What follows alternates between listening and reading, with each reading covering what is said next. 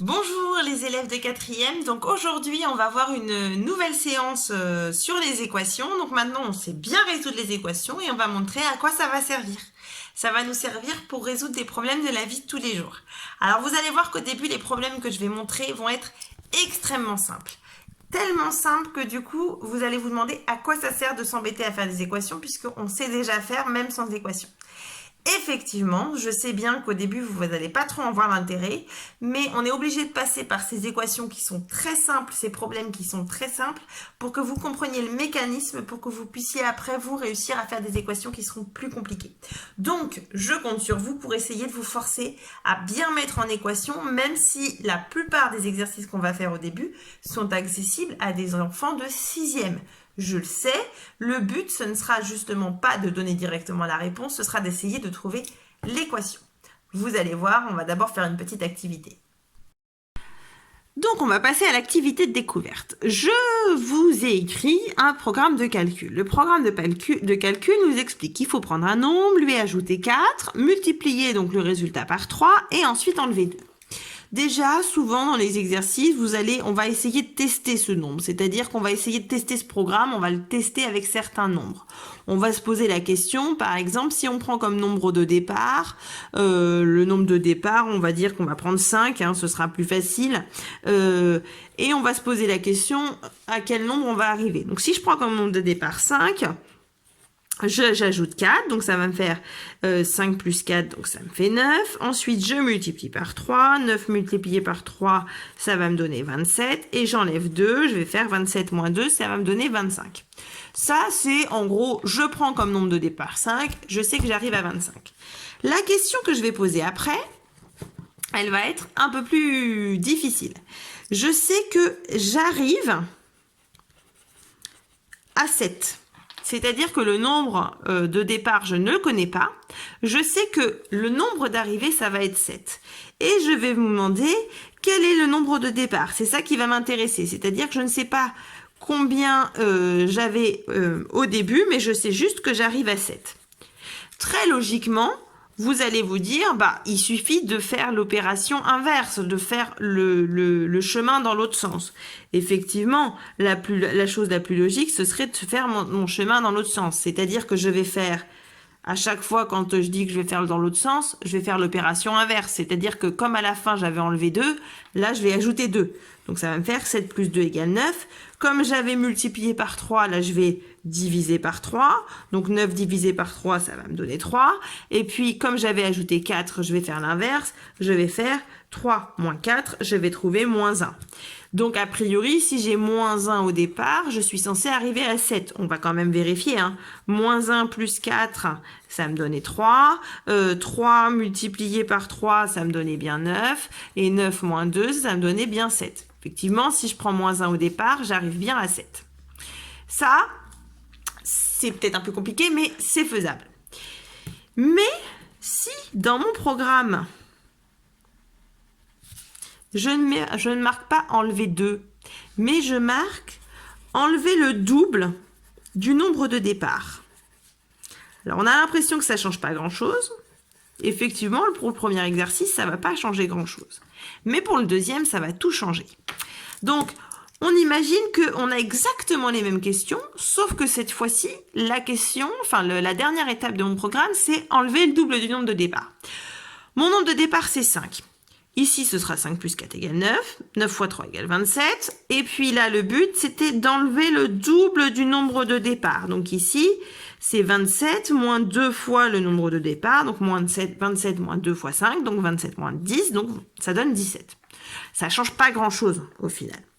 Par contre, ici, j'arrive à 7. Je sais que j'arrive à 7. Et on me pose la question, quel était mon nombre de départ ? Je veux essayer, moi, de faire le même principe que ce que l'on m'a déjà expliqué. C'est-à-dire que on a déjà fait. On n'a qu'à remonter le programme. C'est pas compliqué. On y va. Je pars de 7. Je veux remonter le programme. Enlever le double du nombre de départ. Et dès là, je suis coincée. Pourquoi? Parce que comme je ne connais pas le nombre de départ, je ne sais pas ce qu'il faut que je fasse.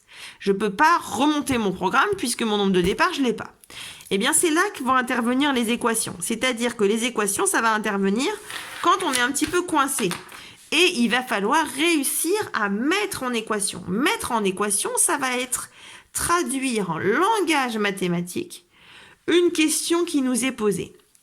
C'est-à-dire que là, moi, par exemple, c'est un programme de calcul. Je vais devoir écrire mon équation à partir de mon programme de calcul. Systématiquement, dès que je vais devoir mettre en équation quelque chose, il va falloir que j'explique ce que c'est que mon inconnu, mon x. Je vais toujours l'écrire. Là, par exemple, ici, mon x, ça va être soit x, le nombre de départ. D'accord?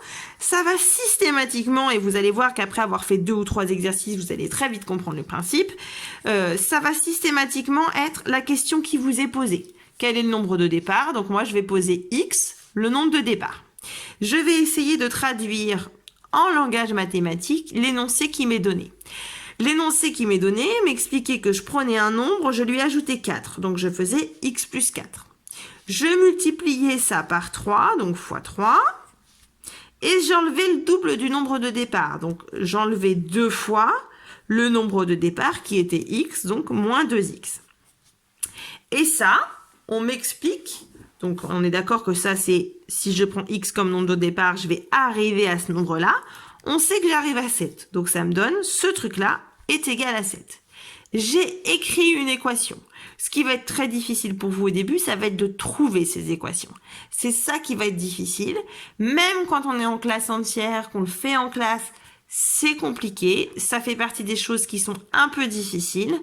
C'est normal. C'est-à-dire que souvent, j'ai tendance à le faire un petit peu en groupe au début pour que vous arriviez à connaître le principe. Donc, on ne s'affole pas si on a du mal. C'est normal. Il va falloir que vous en voyiez plusieurs pour réussir un petit peu à voir comment ça va fonctionner. Là, vous avez une équation, donc nous, on va la résoudre. Je vous rappelle que l'équation, c'est la distributivité ici simple. On va faire 3x plus 4 fois 3, donc 12, moins 2x est égal à 7. Et donc ici, 3x moins 2x, ça va me donner x, plus 12 est égal à 7. Je vais vouloir enlever mon 12, ça va me donner 7 moins 12. Et ce qui va me donner, à la fin, x est égal à moins 5. Si je prends moins 5 comme nombre de départ, a priori, je suis censée arriver à 7. On va quand même vérifier. Moins 5, donc plus 4, ça me donnait moins 1. Ensuite, moins 1 multiplié par 3, ça me donnait moins 3. Et enfin, je devais enlever le double du nombre de départ. Donc, moins 3 moins 2 fois moins 5. Moins 2 fois moins 5, ça me donnait moins 3 plus 10. Ce qui me donnait bien 7. On arrivait à ça. Ça, c'est un premier type d'équation que vous allez avoir à faire. C'est-à-dire que il va y avoir les programmes de calcul. Donc, indirectement, c'est pas trop compliqué. Une fois qu'on a compris le truc, on se doute bien que le programme de calcul, ça va vouloir qu'il va falloir mettre x comme nombre de départ. Il va falloir exprimer le programme de calcul avec du x et puis après se débrouiller. Des fois, il va y avoir des problèmes qui vont être un petit peu différents. Donc là, j'ai mis un autre problème. C'est vraiment le genre de choses que vous pouvez avoir. C'est-à-dire un problème qui parle de plusieurs notions, enfin qui parle de plusieurs choses et on vous demande le prix de quelque chose. Il y a souvent tout un tas de phrases qui peuvent paraître compliquées et ce qui va être difficile, ça va être de traduire en langage mathématique ce qui est écrit en français. Donc là, typiquement, j'achète 2 stylos et 3 cahiers. Un stylo coûte 1 € de moins qu'un cahier. En tout, j'ai dépensé 18 €. Combien coûte un cahier? C'est vraiment le genre de choses, si on n'est pas habitué à faire des équations, on se retrouve très rapidement perdu. Quand vous allez avoir à résoudre ça, je vais faire exprès, on va le montrer. Donc, on va toujours poser en premier l'inconnu, c'est-à-dire dire... la valeur de x. X, qu'est-ce que ça représente?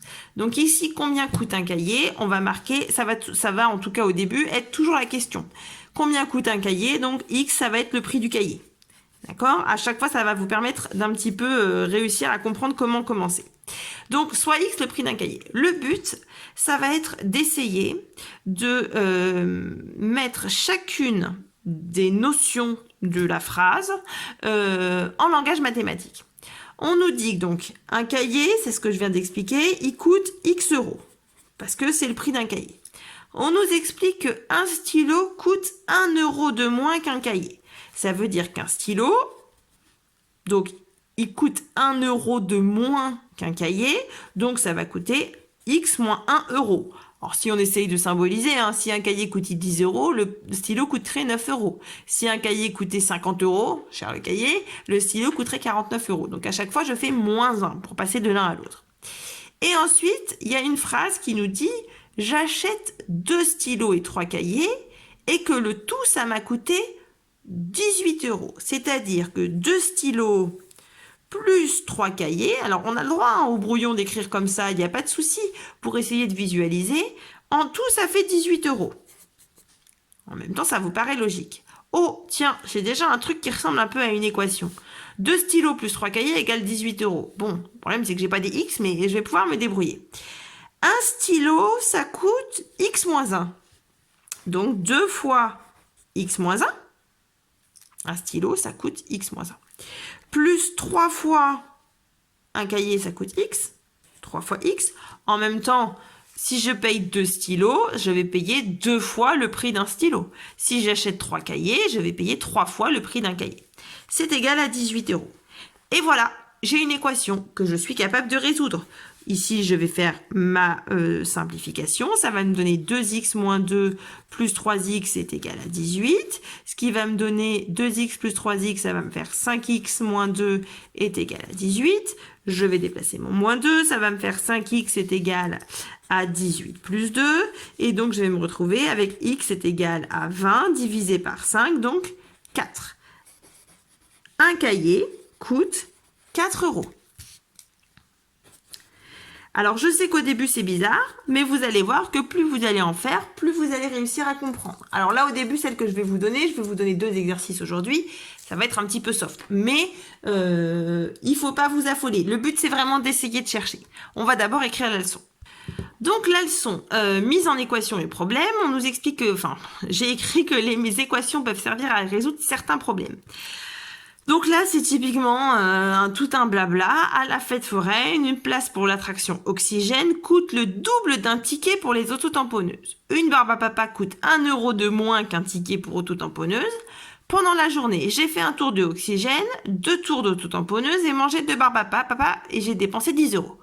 Combien coûte le billet pour les autotamponneuses? Il y a tout un tas de choses exprès, beaucoup trop d'informations et le but, ça va être de trier ce qui nous intéresse. Soit X le prix d'un billet pour les autotamponneuses. Bon, c'est-à-dire que c'est la question qu'on nous posait. Donc, l'inconnu, ça va être la question qu'on nous pose. Il va falloir mettre chacune des valeurs de la phrase, de l'équation, du problème, pardon, avec du X. Ceux qui ont vraiment du mal, ils peuvent essayer de le faire avec une valeur au début, pour vous aider. Imaginons qu'un prix d'autotamponneuse, ce soit 10 euros. On nous explique qu'une barbe à papa coûte 1 euro de moins qu'un ticket pour autotamponneuse. Donc, on est d'accord qu'on ferait 9 euros. Si jamais l'autotamponneuse coûtait, quand même pas 100 euros, mais si jamais un ticket d'autotamponneuse coûtait 15 euros, une barbe à papa, ça coûterait 14 euros. Donc, on essaye de visualiser et comme ça, on se rend compte que si c'est X euros, la barbe à papa, ça sera X moins 1 euro. Donc, une barbe à papa coûte X moins 1 euro. Le ticket pour oxygène coûte le double pour des autotamponneuses. Si ça coûtait 10 euros les autotamponneuses, oxygène, ça coûterait 20 euros. Si ça coûtait 15 euros les autotamponneuses, oxygène, ça coûterait 30 euros. Si ça coûte X euros les autotamponneuses, là, ça va coûter 2X euros. Donc, un ticket pour oxygène coûte 2X euros. Et ensuite, on se pose la question de ce que j'ai dépensé. J'ai dépensé, alors, dans la journée, j'ai fait un tour de oxygène. Un tour d'oxygène, donc c'est un prix 2X. Parce qu'un ticket pour oxygène coûte 2X euros. Ensuite, j'ai fait 2 tours d'autotamponneuse. 2 tours de autotamponneuse qui coûte X euros, donc 2 fois X. Et ensuite, j'ai mangé 2 barbes à papa. Donc 2 fois le prix d'une barbe à papa, X moins 1. J'ai dépensé 10 euros. Et donc, ça veut dire que je vais avoir ça, c'est ce que j'ai dépensé, et c'est égal à 10 euros. Je me retrouve avec mon équation que je peux résoudre. 2x plus 2 fois x plus 2 fois x moins 1 égale 10. Ça me fait 2x plus 2x plus 2x moins 2 égale 10. Ça va me donner ici 6x moins 2 égale 10. Je vais ensuite enlever mon moins 2. Ça va me faire 6x égale 10 plus 2. 6x égale 12. X égale 12 divisé par 6. Donc x égale 2. Donc, un billet pour autotamponneuse coûte 2 euros. Si on est logique, le billet pour oxygène, ça coûte le double, donc ça coûte 4 euros. L'arbre à papa, ça coûte 1 euro de moins, donc ça va coûter 1 euro. Et j'ai mon tour d'oxygène, donc 4, plus 2 tours d'autotamponneuse, plus 2 fois 2, plus 2 barbes à papa, et je trouve bien 10 euros. Et ensuite, on va faire 2 petits problèmes. Donc le premier problème, c'est un exercice tout basique avec un programme de calcul. C'est exactement comme le premier que je vous ai montré. Je vous laisse mettre pause. Essayez de chercher, même s'il vous fait un petit peu de temps. Essayez de ne pas regarder tout de suite la solution parce que quand je vais montrer la solution, vous allez trouver ça super facile. Le but, c'est d'essayer de chercher par vous-même. On passe à la correction. Joey pense à un nombre, il lui ajoute 11, multiplie le tout par 3 et au résultat obtenu, il retranche 3. Joey obtient 51. Quel est ce nombre de départ? Donc, systématiquement, première chose à faire, on écrit soit x, le nombre de départ. Ça, c'est la première chose à faire. Ensuite, le but, ça va être de traduire en langage mathématique. Donc, il pense à un nombre. Il lui ajoute 11, donc x plus 11. Il multiplie le tout par 3. Donc, on fait attention, hein, c'est le tout par 3, donc on met bien des parenthèses. Fois 3. Et au résultat obtenu, il retranche 3. Retrancher, ça veut dire enlever. Donc, moins 3. Et on sait qu'il obtient 51. Donc ça, c'est le nombre qu'il obtient en prenant x comme nombre de départ. Et ce nombre est égal à 51. J'ai mon équation.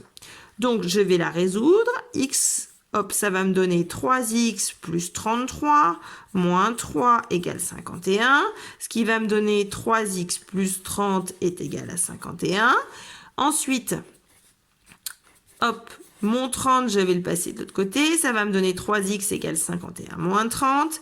Ce qui va me donner 3x est égal à 21. Et donc, x est égal à 21 divisé par 3. Je vais me retrouver comme nombre de départ avec x égale à 7. Je prends toujours le temps d'essayer de vérifier que ce que j'ai fait, c'est bon. Donc, je mets toujours déjà au moins une phrase réponse. Le nombre de départ et 7, je fais bien attention à ça parce que on essaye de ne pas finir comme ça. On essaye de répondre à la question. On vérifie quand même. Hein. 7 plus 11 multiplié par 3 moins 3, on va calculer. 7 plus 11, ça nous donne 18. Fois 3 moins 3. 18 fois 3, ça va me donner 54 moins 3. Et ça, je trouve 51. Je suis censée arriver à 51. On passe au deuxième exercice. Alors, celui-ci, il est un petit peu plus compliqué. Ceux qui sont très à l'aise, vous pouvez mettre pause tout de suite et essayer de le faire. Ceux qui sont moins à l'aise, je vous indique le début et puis après vous mettrez pause et puis vous essayerez de le faire. Donc, le début. On nous dit qu'il y a 28 élèves. Le jour où Lucas était absent, il y avait 2 fois plus de filles que de garçons. Alors, souvent, vous avez un petit peu du mal avec ce genre de phrase parce que c'est le français qui vous gêne. On va faire exprès, on va écrire chacune des notions en fonction de x. Donc, on va bien marquer au départ, soit x, le nombre de filles. En même temps, c'est ce qu'on a déjà expliqué, c'est important de le marquer, ça. Soit x, le nombre de filles dans la classe. Ce que je vais vous demander, ça va être d'exprimer à chaque fois, donc on va le marquer, un nombre de filles, ça on le sait. Le nombre de filles, c'est combien? Le nombre de garçons, c'est combien? D'accord? Et puis, ensuite, on va se poser la question, le nombre de filles plus le nombre de garçons, ça va donner combien? C'est ça que vous allez devoir essayer de faire. Plus le nombre de garçons. Sachant que je sais que le nombre de filles, c'est x. Il va falloir que je mette de cette phrase-là. D'accord? Je vous laisse mettre pause et ensuite on passe à la correction. Donc, il y a 28 élèves. Le jour où Lucas était absent, c'est-à-dire qu'avec un garçon de moins, donc ce jour-là, il n'y aura plus que 27 élèves, il y avait 2 fois plus de filles que de garçons. C'est-à-dire que le nombre de filles est 2 fois plus important que le nombre de garçons. Si on a du mal, on se pose la question, par exemple, si jamais j'avais 10 filles, le nombre de filles est 2 fois plus important que le nombre de garçons. Ça voudrait dire que dans ces cas-là, j'aurais eu 5 garçons. D'accord? Si jamais j'avais 20 filles, ça vous me donnerait 10 garçons. Pardon. Si jamais j'ai X filles, ce qui nous est demandé, Ça va me donner quel calcul je fais. Je vais faire x divisé par 2. D'accord? Donc, le nombre de garçons, ce sera x sur 2. C'est ce que je vais faire à chaque fois. Le nombre de filles plus le nombre de garçons, ce jour-là, ce sera 27, puisqu'on nous a expliqué que Lucas était absent. Donc, je vais avoir le nombre de filles, c'est x, plus le nombre de garçons, x sur 2, ça va être égal à 27. J'ai ma petite équation que je vais vouloir résoudre. Ça tombe bien, on a réexpliqué comment on faisait avec les fractions, mais on peut aussi faire comme ça, x divisé par 2, c'est la même chose que 1 demi x, donc je peux aussi me dire que c'est 0,5x. Ça va m'aider pour faire les calculs, ça va être plus facile. Ce qui va me donner x plus 0,5x, ça va me faire 1,5x, est égal à 27. Et donc ensuite, pour trouver x, je vais faire 27 divisé par 1,5. Ça, je ne peux pas le faire de tête. 27 divisé par 1,5, je vais trouver 18. C'est le hasard avec le calcul du dessous. Ça va me donner 18. C'est-à-dire qu'il y a 18 filles dans la classe. Peut-être que certains, et ça je le montre comme ça, peut-être que certains ont préféré ne pas prendre x comme étant le nombre de filles. Et c'est ça qui va être important. Peut-être que certains auront choisi une autre inconnue. Ils auront choisi x, le nombre de garçons. Je vais faire exprès, je vais résoudre aussi ça pour que vous voyez que même si on n'a pas la même équation, parce que là on n'a pas la même inconnue au départ, on va arriver à la même chose. Donc, si j'ai x, le nombre de garçons, donc on est d'accord que le nombre de garçons c'est x. Le nombre de filles c'est le double, donc ce sera 2x. On est d'accord. Le nombre de filles plus le nombre de garçons, c'est égal à 27. J'ai ma petite équation. Donc, ça va me donner 3x est égal à 27. Et je vais me retrouver avec x égale 27 divisé par 3, ce qui va me donner 9. D'accord? C'est bizarre, hein, parce qu'effectivement, on n'arrive pas à la même valeur. Mais c'est normal, parce qu'en même temps, on n'a pas pris la même inconnue. Donc, ici, ça va vouloir dire que j'ai 9 garçons dans la classe. Le jour où Lucas n'est pas là. Hein. J'ai 9 garçons. En tout, ils sont 27. Moins les 9 garçons, ça va bien me donner 18 filles. On arrive au même résultat. Vous allez voir que ça va être important. Des fois, vous n'allez pas avoir la même chose que votre camarade parce que vous n'aurez pas forcément choisi la même inconnue. Ici, avec cette inconnue-là, c'était plus facile le calcul. Ici, c'était plus intuitif de prendre le nombre de filles, mais ici, c'était plus facile le calcul. Les deux se valent, il n'y a aucun souci. Voilà, on a fini la séance sur les équations, la première séance sur les équations. On ne s'affole pas. Alors, vous avez le droit hein, de m'envoyer des messages en disant « Madame, je comprends pas. » Mais je vous répondrai systématiquement, on ne s'affole pas. Vous allez voir qu'on va en faire plusieurs. Petit à petit, ça va rentrer. Donc, on ne s'affole pas si vous avez du mal au début. D'accord? Là, le but, c'est de s'approprier. On va faire au moins 2 ou 3 séances où il y aura beaucoup de mise en équation de problèmes pour que vous puissiez maîtriser de plus en plus. Donc, c'est tout à fait normal que vous ayez du mal à trouver, que vous trouviez ça un petit peu difficile au début. Je vous souhaite à tous une bonne soirée et je vous dis à demain.